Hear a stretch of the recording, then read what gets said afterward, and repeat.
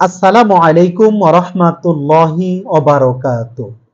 সম্মানিত ভাই বোন, আপনি আমি কি এটা জানি যে দিনের হাকিকত হলো একমাত্র মহান রবের আনুগত্য করা এবং মহান রবের কাছেই আত্মসমর্পণ করা।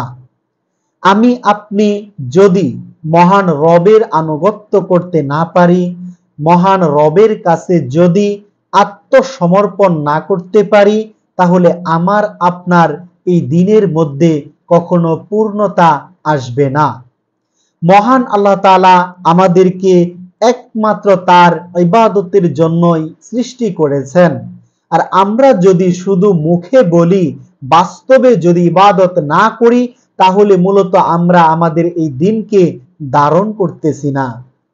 আমি আপনি যদি মহান রবের ইবাদত না করি, এই দিনকে আমার অন্তরের মধ্যে যদি আমি প্রাধান্য না দেই, দিনকে যদি ধারণ না করি, তাহলে দিন শেষে আমি আপনি কাফের হয়ে যাব, কাফেরে পরিণত হয়ে যাব।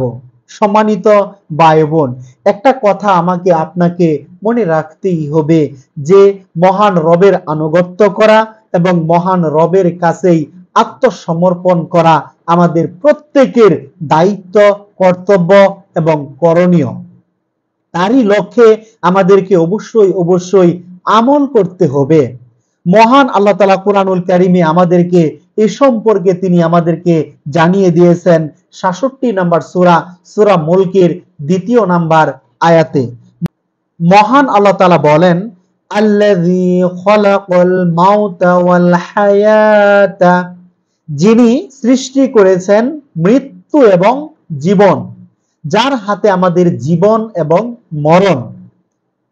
লিয়াবলুয়াকুম, যেন তিনি তোমাদেরকে পরীক্ষা করেন। জীবন এবং মৃত্যু মহান আল্লাহ তাআলা সৃষ্টি করেছেন যাতে করে তিনি আমাদেরকে পরীক্ষা করেন। আইয়ুকুম, কে তোমাদের মধ্যে আহসানু আমালা, কর্মে সর্বশ্রেষ্ঠ। তার মানে আমরা আমলের দিক থেকে কে সর্বশ্রেষ্ঠ, কে সর্বোত্তম আমল করতে পারি, এটা দেখার জন্যই মহান আল্লাহ তাআলা আমাদেরকে সৃষ্টি করেছেন, আমাদের জীবন এবং মরণ। সম্মানিত ভাই বোন, আপনি আমি সত্যিকার অর্থে কি মহান রবের ইবাদত করতেছি? আমি আপনি কি সত্যিকার অর্থে মহান রবের আনুগত্য এবং মহান রবের কাছে কি আত্মসমর্পণ করেছি? নিজেকে একবার প্রশ্ন করুন।